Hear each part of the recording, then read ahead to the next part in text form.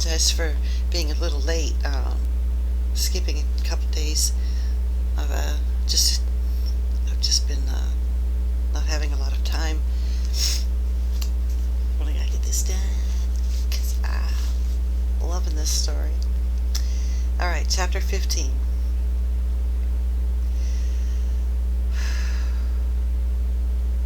When Sarah had passed the house next door, and she had seen Ram Das closing the shutters, and caught her glimpse of this room also,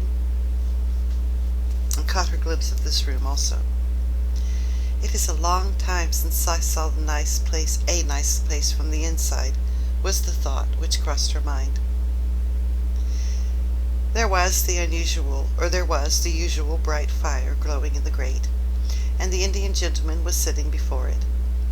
He had his head resting in his hand, and he looked as lonely and as unhappy as ever.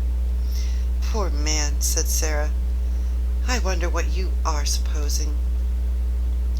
And this was what he was supposing, that very moment.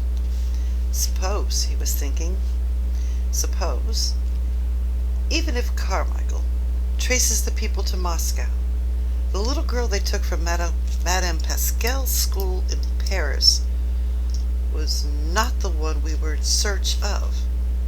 Suppose she proves to be quite a different child. What steps shall I take next? When Sarah went into the house, she met Miss Munchin, who had come downstairs to scold the cook. "Where have you wasted your time?" she demanded. "You've been out for hours." "It was so wet and muddy," Sarah answered, "that it was hard to walk because my shoes are so bad and slipped about." "Make no excuses," said Miss Munchin, "and tell no falsehoods." Sarah went in to the cook. The cook had received a severe lecture and was in a fearful temper as a result. She was only too rejoiced to have someone to vent her rage on, and Sarah was a convenience as usual. "Why didn't you stay all night?" she snapped. Sarah laid her purchases on the table. "Here are the things," she said. The cook looked them over, grumbling. She was in a very savage humor indeed. "May I have something to eat?" Sarah asked rather faintly. "Tea's over and done with," was the answer. "Did you expect me to give out for you?" Sarah stood silent for a second. "I had no dinner," she said next, and her voice was quite low. She made it low because she was afraid it would tremble. "Well, there's some bread in the pantry," said the cook. "That's all you get from at this time of day." Sarah went and found the bread. It was old and hard and dry. The cook was in too vicious a humor to give her anything to eat with it. It was always safe and easy to vent her spite on Sarah. Really, it was hard for the child to climb the 3 long flights of stairs leading to her attic. She often found them long and steep when she was tired, but tonight it seemed as if she would never reach the top. Several times she was obliged to stop and rest. When she reached the top landing, she was glad to see the glimmer of light coming from under the door. Well, that meant that Ermengarde had managed to creep up and pay her a visit. Well, there was some comfort in that. It was better than to go into the room alone and find it empty and desolate. The mere presence of plump, comfortable Ermengarde, wrapped in her red shawl, would warm it a little. Yes, there Ermengarde was when she opened the door. She was sitting in the middle of the bed, with her feet tucked safely under her. She'd never become quite intimate with Melchizedek and his family, though they rather fascinated her. When she found herself alone in the attic, she always preferred to sit on the bed until Sarah arrived. Sarah had, in fact, on this occasion, had time to become she had, in fact, on this occasion had time to become rather nervous, because Melchizedek had appeared and sniffed about a good deal, and once made her utter a repressed squeal by sitting up on his hind legs, and when he looked at her and sniffed, pointing in her direction. "Oh, Sarah," she cried out, "I'm glad you've come. Melky wouldn't sniff about so. I tried to coax him to go back, but he wouldn't for such a long time. Well, I like him, you know, but it does frighten me when he sniffs right at me. Do you think he would ever jump?" "No," answered Sarah. Ermengarde crawled forward on the bed to look at her. "You do look tired, Sarah," she said. "You are quite pale." "I am tired," said Sarah, dropping onto the lopsided footstool. "Oh, there's Melchizedek. Poor thing. He's come to ask for his supper." Melchizedek had come out of his hole as if he had been listening for her footstep. And Sarah was quite sure he knew it. He came forward with an affectionate, expectant expression as Sarah put her hand in her pocket and turned it inside out, shaking her head. "I'm very sorry," she said. "I haven't one crumb left. Go home, Melchizedek, and tell your wife there's nothing in my pocket. I'm afraid I forgot because the cook and Miss Munchin were so cross." Melchizedek seemed to understand. He shuffled resignedly, if not contentedly, back to his home. "I did not expect you to see tonight, Ermy," Sarah said. Ermengarde hugged herself in the red shawl. "Miss Amelia has gone out to spend the night with her old aunt," she explained. "No one else ever comes and looks into the bedrooms after we're in bed. I could stay here till morning if I wanted to." She pointed toward the table under the skylight. Sarah had not looked toward it as she came in. A number of books were piled upon it. Ermengarde's gesture was a dejected one. "Papa sent me some more books, Sarah," she said. "There they are." Sarah looked round and got up at once. She ran to the table and, picking up the top volume, turned over its leaves quickly. For a moment she forgot her discomforts. "Ah!" she cried out. "Oh, how beautiful! Carlyle's French Revolution. I have so wanted to read that." "I haven't," said Ermengarde. "And Papa would be so cross if I don't. He'll expect me to know all about it when I go home for the holidays. What shall I do?" Sarah stopped turning over the leaves and looked at her with an excited flush on her cheeks. "Look here," she cried. "If you'll lend me these books, I'll read them, and I'll tell you everything that's in them afterward, and I'll tell it so that you'll remember it too." "Oh, goodness!" exclaimed Ermengarde. "Do you think you can?" "Oh, I know I can," Sarah answered. "The little ones always remember what I tell them." "Sarah," said Ermengarde, hope gleaming in her round face, "if you'll do that, make me remember, I'll give you anything." "I don't want you to give me anything," said Sarah. "I want your books. I want them." Her eyes grew big and her chest heaved. "Take them, then," said Ermengarde. "I wish I wanted them, but I don't. I'm not clever, and my father is, and he thinks I ought to be." Sarah was opening one book after the other. "What are you going to tell your father?" she asked, slight doubt dawning in her mind. "Oh, he needn't know," answered Ermengarde. "He'll think I've read them." Sarah put down her book and shook her head slowly. "That's almost like telling lies," she said.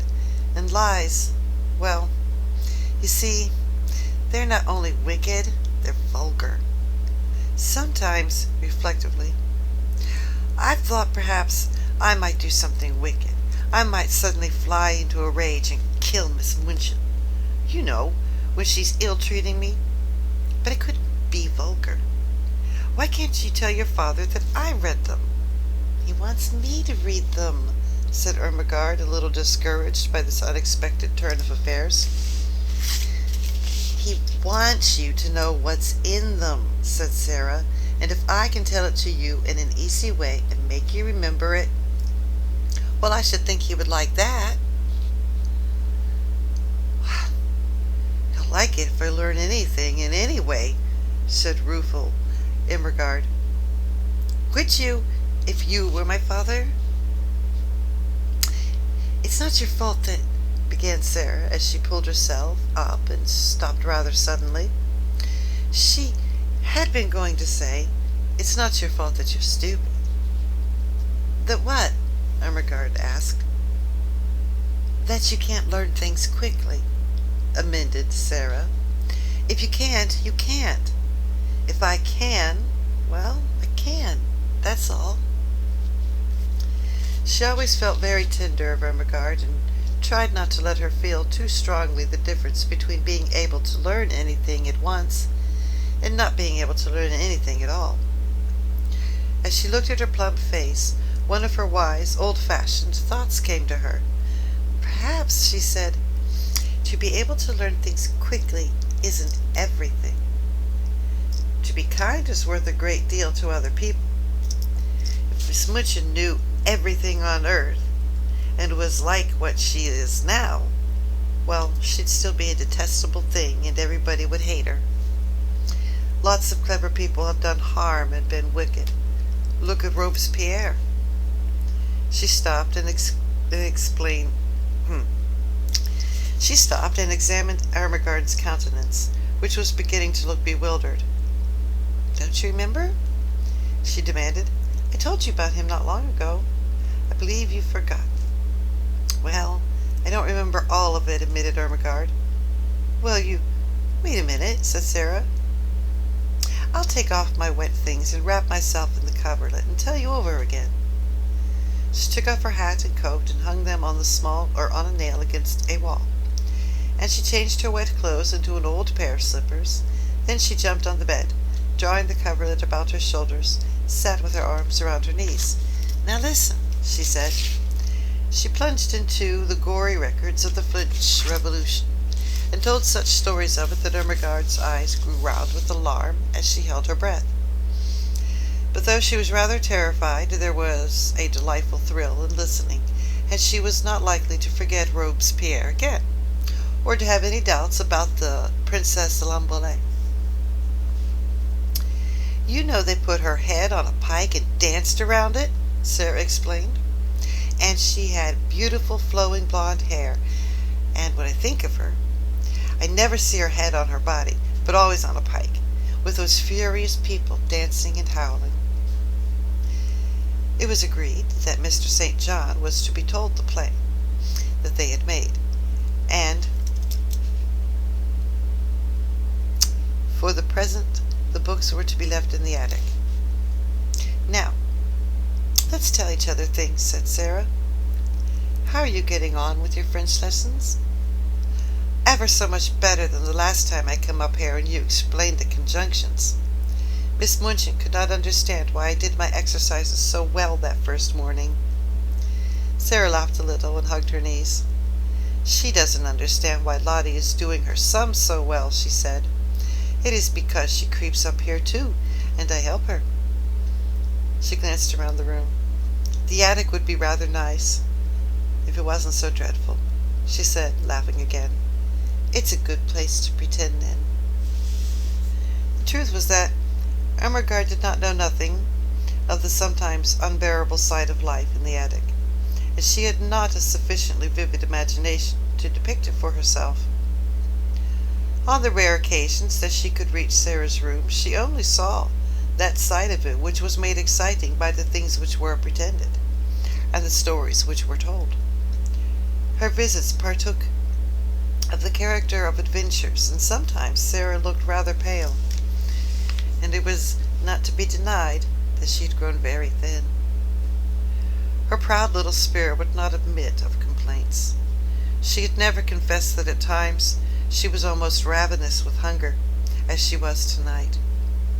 She was growing rapidly, and her constant walking and running about would have given her a keen appetite, even if she had an abundant and regular meals of a much more nourishing nature than the unappetizing, inferior food snatched at odd times as suited the kitchen convenience. She was growing used to a certain gnawing feeling in her young stomach. I suppose soldiers feel like this when they are on a long and weary march, she often said to herself. She liked the sound of the phrase, long and weary march. It made her feel rather like a soldier. She also had a quaint sense of being a hostess I'm sorry. She also had a quaint sense of being a hostess in the attic. If I lived in a castle, she argued, and Ermengarde was the lady of another castle and came to see me, with knights and squires and vassals riding with her, and pinions flying. When I heard the clarins sounding outside the drawbridge, I should go down to receive her, and I should spread feasts in the banquet hall, and call in minstrels to sing and play and relate romances. When she comes into the attic, I can't spread feasts, but I can tell stories, and not let her note disagreeable things. I dare say.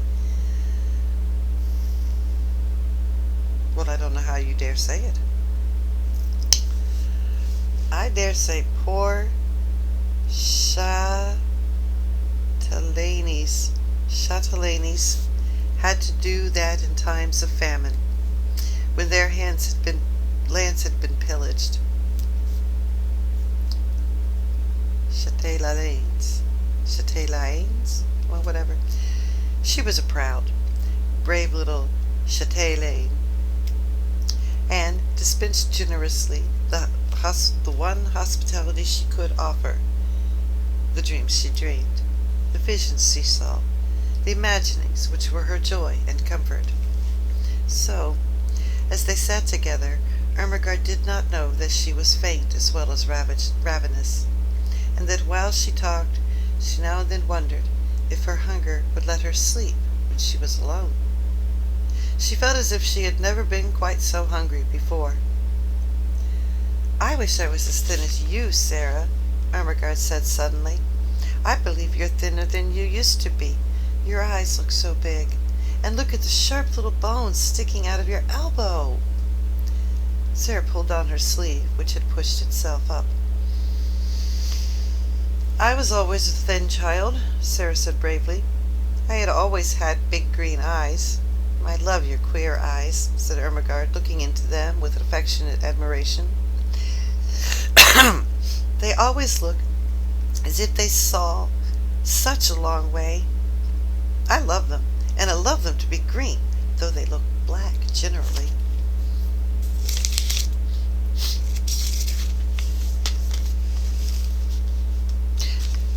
"They are cat's eyes," laughed Sarah. "But I can't see in the dark with them, because I've tried, and I couldn't. Wish I could." It was just at this time that something happened in the skylight which neither of them saw. If either of them had chanced to turn and look, she would have been startled by the sight of a dark face which peered cautiously into the room and disappeared as quickly and almost as silently as they had appeared. Not quite as silently, however. Sarah, who had keen ears, suddenly turned a little and looked up at the roof. "That didn't sound like Melchizedek," she said. "It wasn't scratchy enough." "What?" said Ermengarde, a little startled. "Didn't you think you heard something?" asked Sarah. No, Ermengarde faltered. "Did you?" "Perhaps I didn't," said Sarah, "but I thought I did. It sounded as if something was on the slates, something that dragged softly." "What could it be?" said Ermengarde. "Could it be robbers?" "No," Sarah began cheerfully. "There's nothing to steal." She broke off in the middle of her words. They both heard the sound that checked her. It was not on the slates, but on the stairs, below. It was Miss Minchin's angry voice. Sarah sprang off the bed and put out the candle. "She was scolding Becky," she whispered as she stood in the darkness.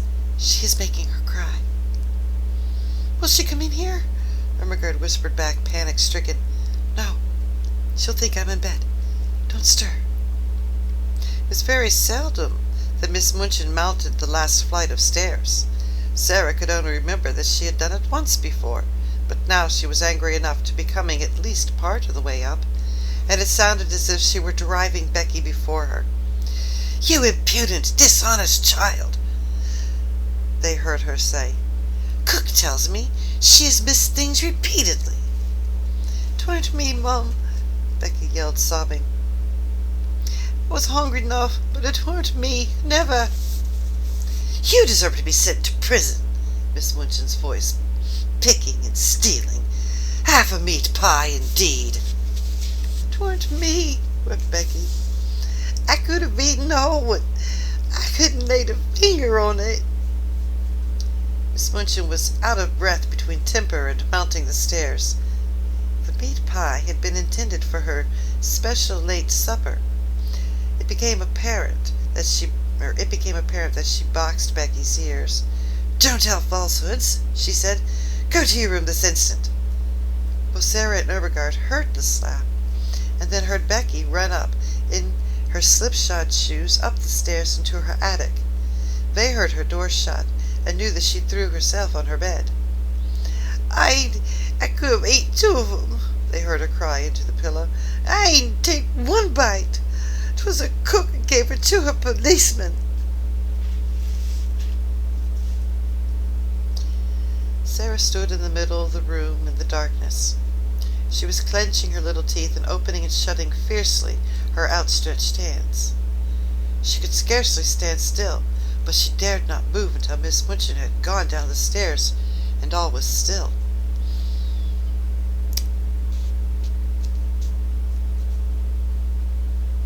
"The wicked, cruel thing!" she burst forth. "The cook thinks things for herself and then says Becky steals them. She doesn't! She doesn't! She's so hungry sometimes that she eats crusts out of the ash barrel." She pressed her hands hard against her face and burst into passionate little sobs. And Ermengarde, hearing this unusual thing, was quite overawed by Sarah.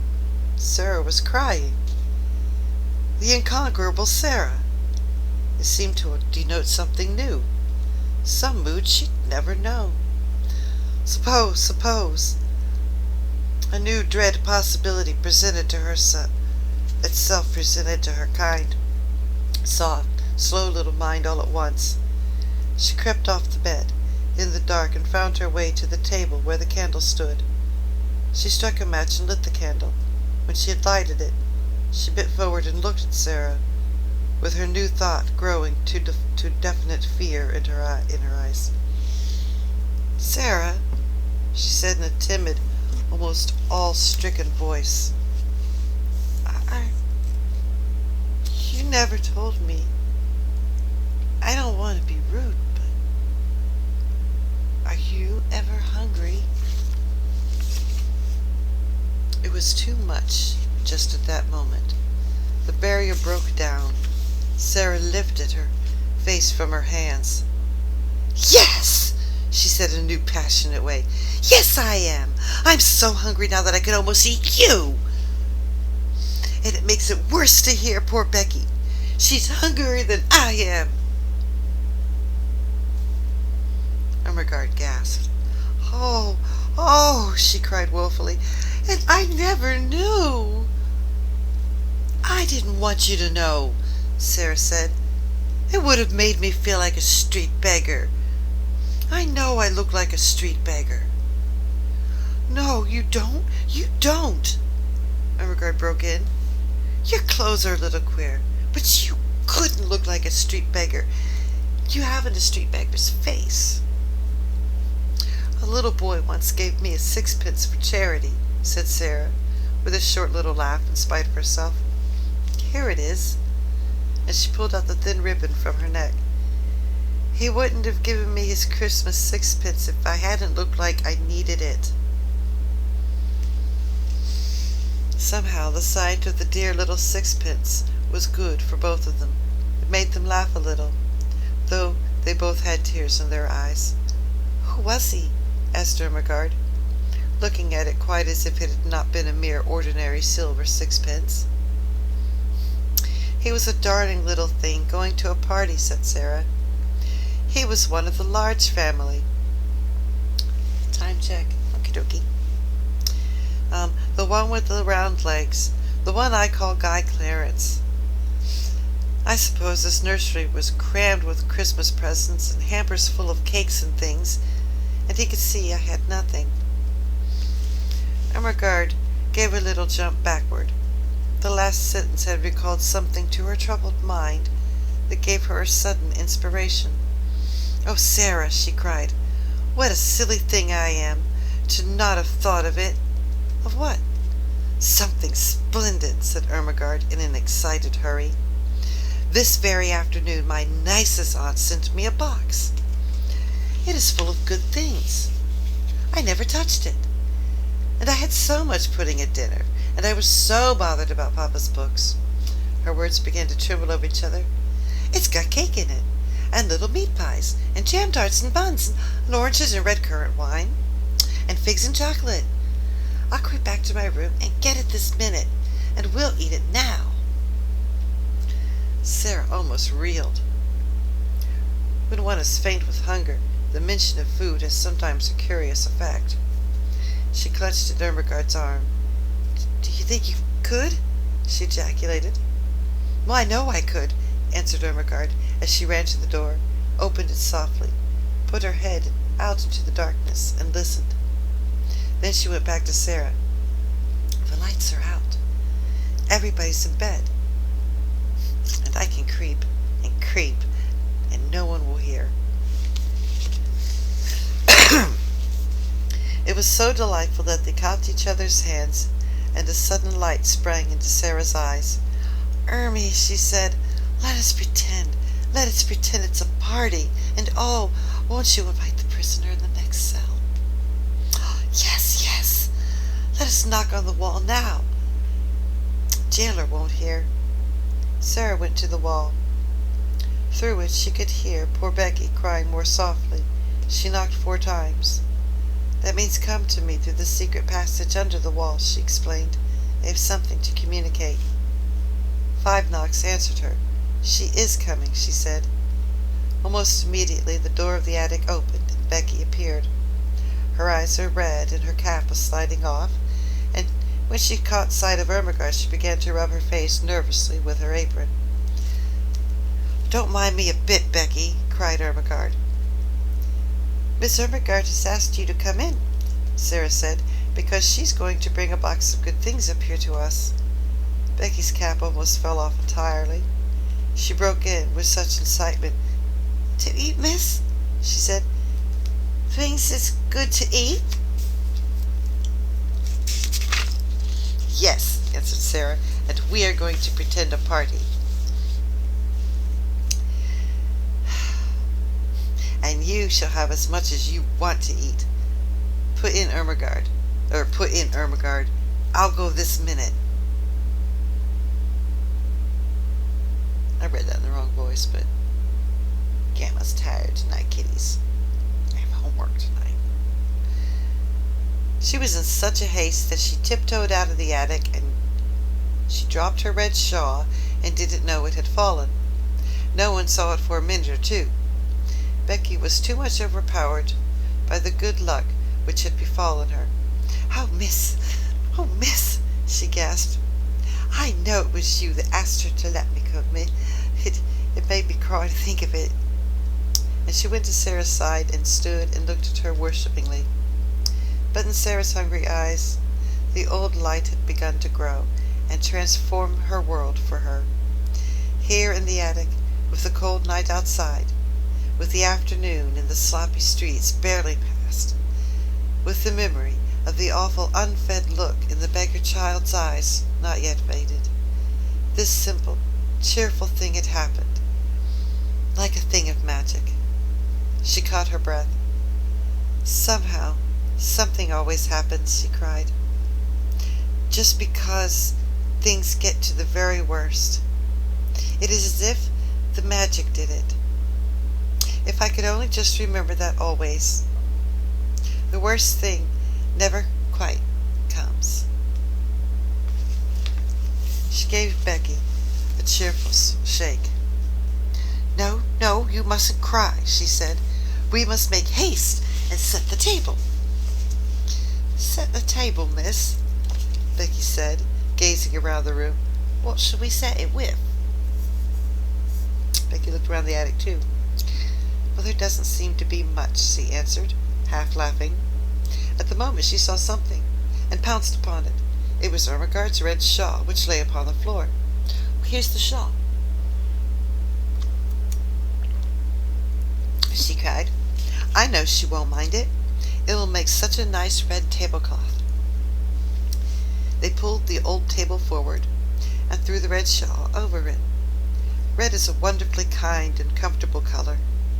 It began to make the room look furnished already. "How nice a red rug would look on the floor!" exclaimed Sarah. "We must pretend there's one." Her eyes swept the bare boards with a swift glance of admiration. The rug was laid down already. "How soft and thick it is!" with a little laugh which Becky knew the meaning of. And she raised and set her foot down again delicately, as if she felt something under it. "Yes, miss," answered Becky, watching her with serious rapture. She was always quite serious. "What next now?"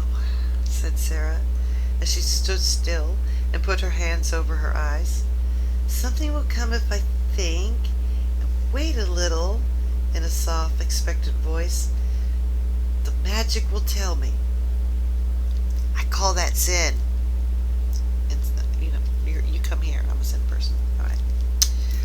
One of her favorite fancies was that on the outside, as she called it, thoughts were waiting for people to call them. Becky had seen her stand and wait many times before, and knew that in a few seconds she would uncover an enlightened, laughing face. The moment she did, "There!" she cried. "It has come. I know now. I must look among the things in the old trunk that I had when I was a princess." She flew over to its corner and knelt down. It had not been put in the attic for her benefit, but because there was no room for it elsewhere. Nothing had been left in it but rubbish, but she knew she could find something. The magic always arranged that kind of thing, one way or another. In a corner lay a package so insignificant looking that it had been overlooked, and when she herself had found it she had kept it as a relic. It contained a dozen small white handkerchiefs. She seized them joyfully and ran to the table. She began to arrange them upon the red table cover, patting and coaxing them into shape, and with a narrow lace edge curling outward, her magic working its spells for her as she did it. "These are the plates," she said. "They are golden plates. These are the richly embroidered napkins. Nuns worked on them in convents in Spain." "Did they, miss?" breathed Becky, her very soul uplifted by the information. "You must pretend it," said Sarah. "If you pretend it enough, you'll see them." "Yes, miss," said Becky, and as Sarah returned to the trunk, she devoted herself to the effort of accomplishing an end so much to be desired. She turned suddenly to find her standing by the table. Sarah turned, looking very queer indeed. She had shut her eyes and was twisting her face in a strange, convulsive contortions, as her hands hung stiffly clenched at her sides. Well, she looked as if she was trying to lift some enormous weight. "What is the matter, Becky?" Sarah cried. "What are you doing?"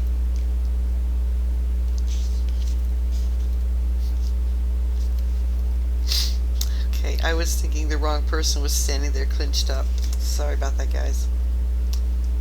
Becky opened her eyes with a start. "Oh, I was a pretending, miss," she answered a little sheepishly. "I was trying to see it like you do. I almost did," with a hopeful grin, "but it takes a lot of strength." "Well, perhaps it does if you're not used to it," said Sarah with a friendly sympathy. "But you don't know how easy it is when you've done it often. I wouldn't try so hard just at first. It'll come to you after a while. I'll just tell you what things are. Look at these." She held an old summer hat in her hand, which she had fished out of the bottom of the trunk. There was a wreath of flowers on it. She pulled the wreath off. "These are garlands for the feast," she said grandly. "They'll fill all the air with perfume." "There's a mug on the washstand, Becky. Oh, bring the soap dish for a centerpiece." Becky handed them to her reverently. "What are they now, miss?" she inquired. "You'd think they'd be made of crockery, but I know they can't. I know they ain't." "This is a carven flagon," said Sarah, arranging the tendrils of the wreath around the mug. "This," bending tenderly over the soap dish and heaping it with roses, "is purest alabaster encrusted with gems." She touched the things gently, a happy smile hovering about her lips, which made her look as if she were a creature in a dream. "My, ain't it lovely?" whispered Becky. "If we just had something for bonbon dishes," Sarah muttered. "There!" darting to her trunk again. "I remember I saw something this minute."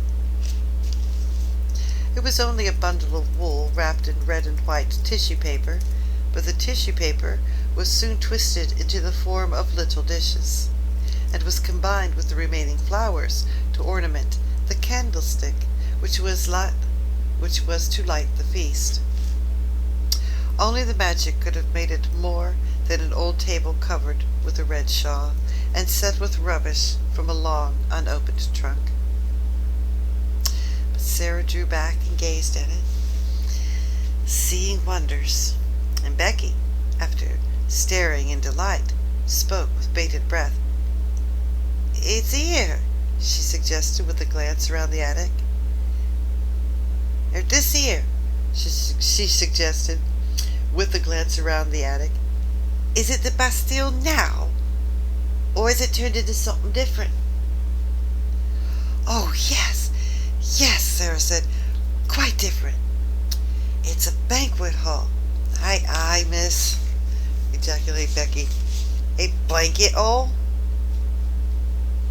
And she turned to view the splendors about her with awed bewilderment. "A banquet hall," said Sarah. "A vast chamber where feasts are given. It has a vaulted roof and minstrel's galley and a huge chimney filled with blazing oaken logs, and it is brilliant with waxen tapers twinkling on every side." "My eye, Miss Sarah!" gasped Becky again. Then the door opened and Ermengarde came in, rather staggering under the weight of her hamper. She started back with an exclamation of joy. To enter from the chill darkness outside and find oneself comforted by a totally unanticipated board draped with red, adorned with white napery, and wreathed with flowers, was to feel that the preparations were brilliant indeed. "Oh, Sarah!" she cried out. "You're the cleverest girl I ever saw." "Isn't it nice?" said Sarah. "There are things from my old trunk. I asked my magic, and it told me to go and look." "But oh, miss," cried Becky, "wait till she's told you what they are. They ain't just... Oh, miss, please tell her," appealing to Sarah. So Sarah told her, and because her magic helped her, she made her almost see it all: the golden plates, the vaulted spaces, the blazing logs, and the twinkling waxen tapers. As the things were taken out of the hamper, the frosted cakes, the fruits, the bonbons, and the wine, the feast became a splendid thing. "It's like a real party," cried Ermengarde. "It's like a queen's table," sighed Becky. Then Ermengarde had a sudden brilliant thought. "I'll tell you what, Sarah. Pretend you are a princess now, and this is a royal feast." "But it's your feast," said Sarah. "You must be the princess, and we will be your maids of honor." "Oh, I can't," said Ermengarde. "I'm too fat, and I don't know how. You be her." "Well, if you want me to," said Sarah. But then she suddenly thought of something else and ran to the rusty grate. "There's a lot of paper and rubbish stuffed in here," she exclaimed. "If we light it, there will be a bright blaze for a few minutes, and we shall feel as if it were a real fire." She struck a match and lighted it up, and with great spacious and lighted it up with a great specious glow which illuminated the room. "By the time it stops blazing," Sarah said, "we shall forget about its not being real." She stood in the dancing glow and smiled. "Doesn't it look real?" she said. "Now we'll begin the party."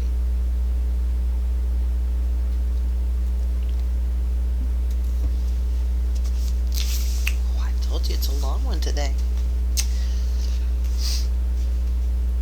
She led the way to the table. She waved her hand graciously to Ermengarde and Becky. She was in the midst of her dream. "Advance, fair damsels," she said, in her happy dream voice, "and be seated at the banquet table. My noble father the king, who is absent on a long journey, has commanded me to feast with you." She turned her head slightly toward the corner of the room. "What ho! There, minstrels! Strike up with your viols and bassoons, princesses!" she exclaimed rapidly to Ermengarde and Becky. "Always have minstrels to play at their feasts.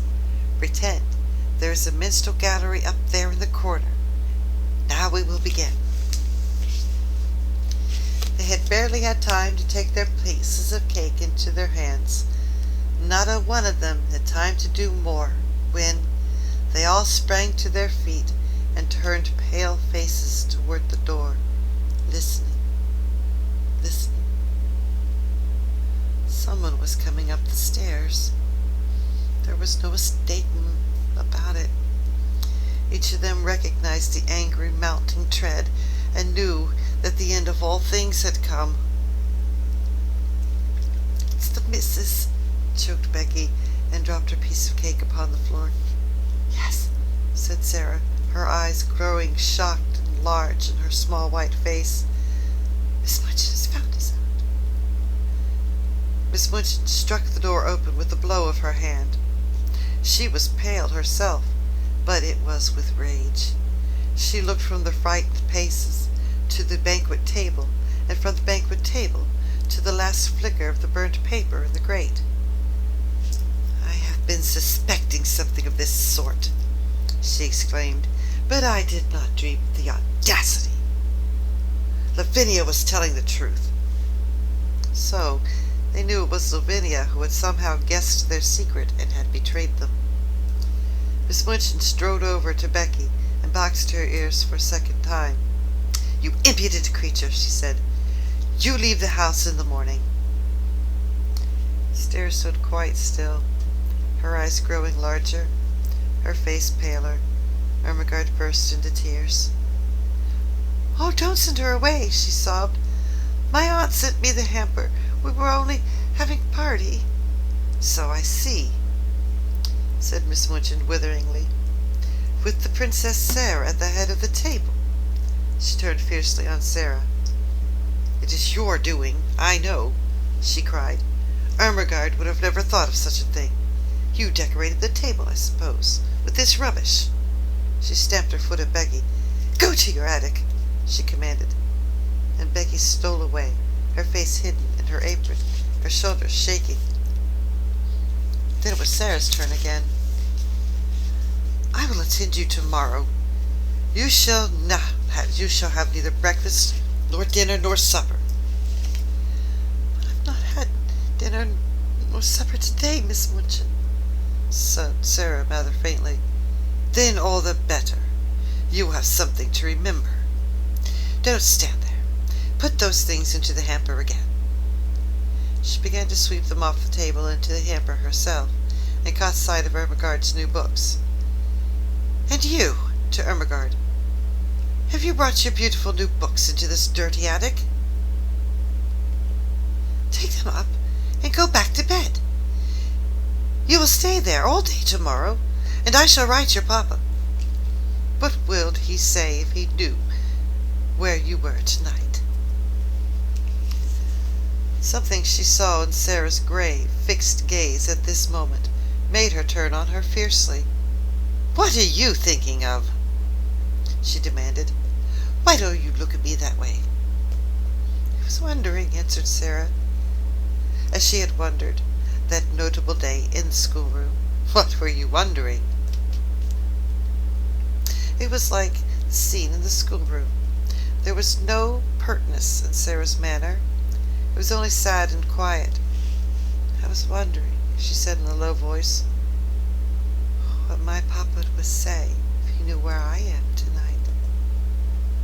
Miss Minchin was infuriated, just as she had been before, and her anger expressed itself, just as before, in an intemperate fashion. She flew at her and shook her. "You insolent, unmanageable child!" she cried. "How dare you! How dare you!" She picked up the books, swept the rest of the feast back into the hamper in a jumbled heap, thrust it into Ermengarde's arms, and pushed her before her toward the door. "I'll leave you to wonder," she said. "Go to bed this instant." And she shut the door behind herself and poor stumbling Ermengarde, and left Sarah standing quite alone. The dream was quite at an end. The last spark had died out of the paper in the grate, and left only black tinder. The table was left bare. The golden plates and richly embroidered napkins and the garlands were transformed again into old handkerchiefs, scraps of bread and white paper, and discarded artificial flowers all scattered on the floor. The minstrels in the minstrel galley had stolen away, and their viols and bassoons were still. Emily was sitting with her back against the wall, staring very hard. Sarah saw her, and went and picked her up with trembling hands.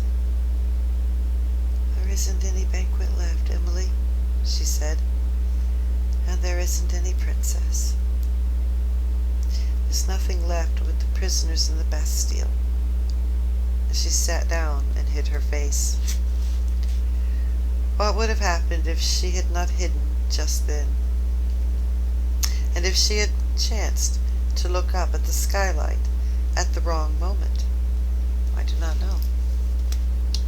Perhaps the end of this chapter might have been quite different, because if she had glanced at the skylight, she would have certainly been startled by what she would have seen. She would have seen the exact same face pressed against the glass and peering in at her as it had peered in earlier in the evening when she had been talking to Ermengarde. She did not look up. She sat with her little black head in her arms for some time. She always sat like that when she was trying to bear something in silence. Then she got up and went slowly to the bed. "I can't pretend anything else while I'm awake," she said. "There wouldn't be any use in trying. If I go to sleep, perhaps a dream will come and pretend for me." She suddenly felt so tired, perhaps through want of food, that she sat down on the edge of the bed quite weakly. Suppose there was a great fire in the grate, with lots of little dancing flames, she murmured.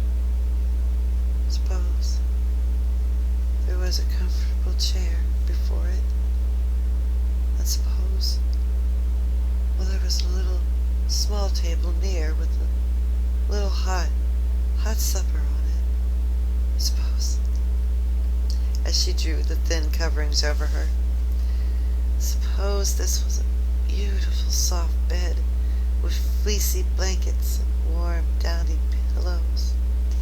Suppose.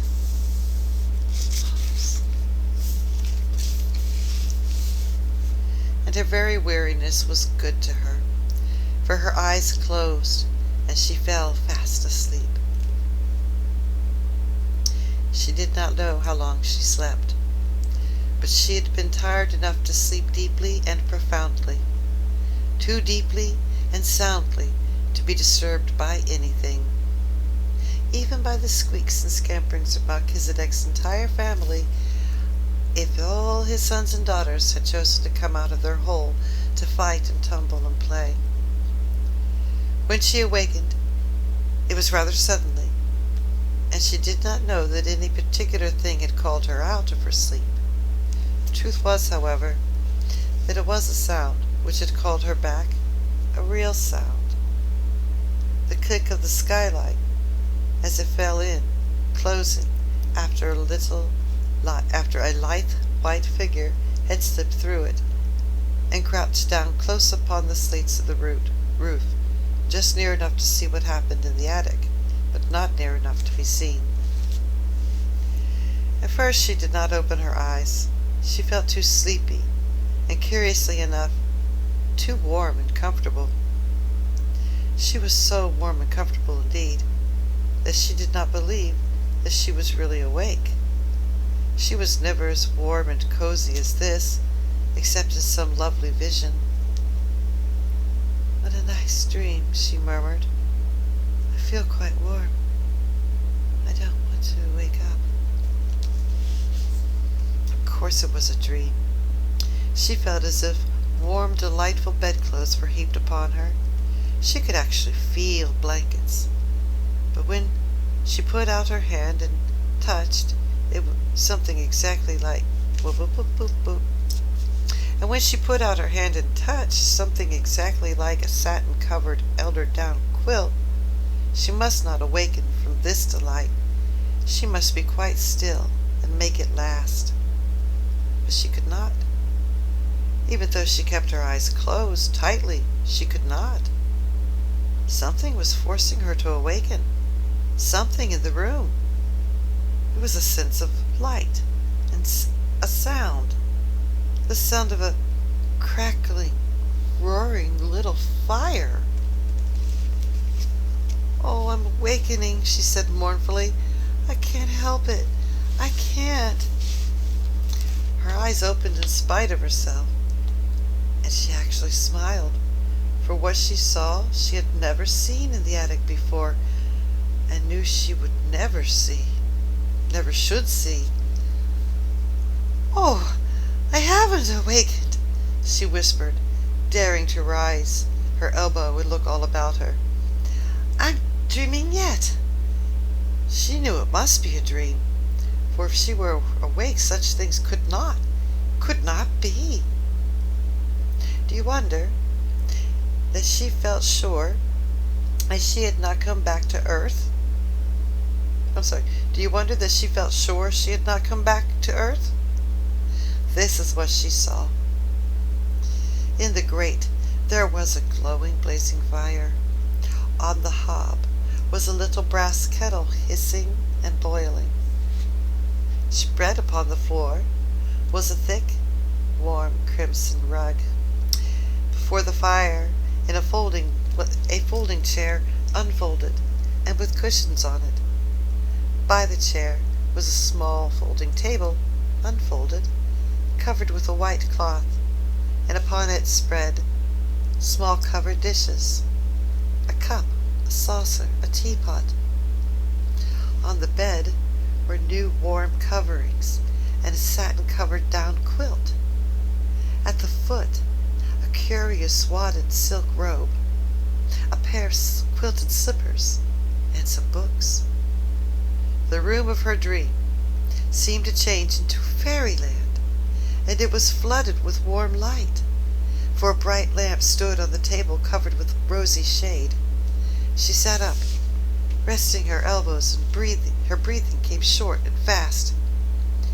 "It does not melt away," she panted. "Oh, I never had such a dream before." She scarcely dared to stir, but at last she pushed the bedclothes aside and put her feet on the floor with a rapturous smile. "I am dreaming. I'm getting out of bed," she heard her own voice say. And then she stood up in the midst of it all, turning slowly from side to side. "I'm dreaming it's day real. I'm dreaming it feels real. It's bewitched, or I'm bewitched. I only think I see it all." Her words began to hurry themselves. "If I could only keep thinking it," she cried. "I don't care. I don't care." She stood panting a moment longer, and then cried out again. "Oh, it isn't true," she said. "It can't be true. But oh, how true it seems." The blazing fire drew her to it, and she knelt down and held out her hands close to it, so close that the heat made her start back.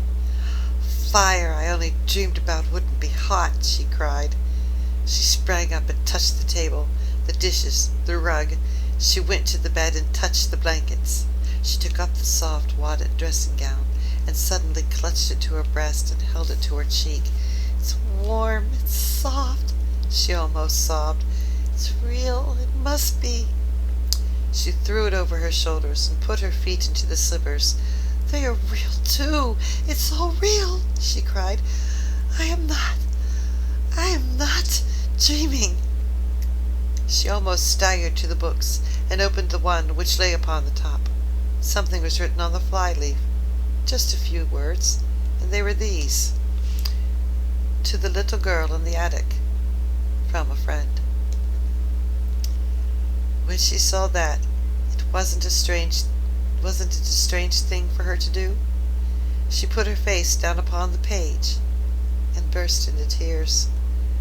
"I don't know who it is," she said, "but somebody cares for me a little. I have a friend." She took her candle and stole out of her room, her own room, and into Becky's, and stood by her bedside. "Oh, Becky, Becky," she whispered as loudly as she dared, "wake up." When Becky awakened, she sat upright, staring aghast, her face still smudged with traces of tears. Beside her stood a little figure in a luxurious wadded robe of crimson silk. The face she saw was a shining, wonderful thing. The Princess Sarah, as she remembered her, stood at her very bedside, holding a candle in her hand. "Come," she said. "Oh, Becky, come." Becky was too frightened to speak. She simply got up and followed her, with her mouth and her eyes open, without a word. And when they crossed the threshold, Sarah shut the door gently and drew her into the room. Glowing mist of things which made her brain reel and her hungry senses faint. It's true, she cried. "I've touched them all. They are as real as we are. The magic has come and done it, Becky, while we were asleep. Magic won't let those worst things ever quite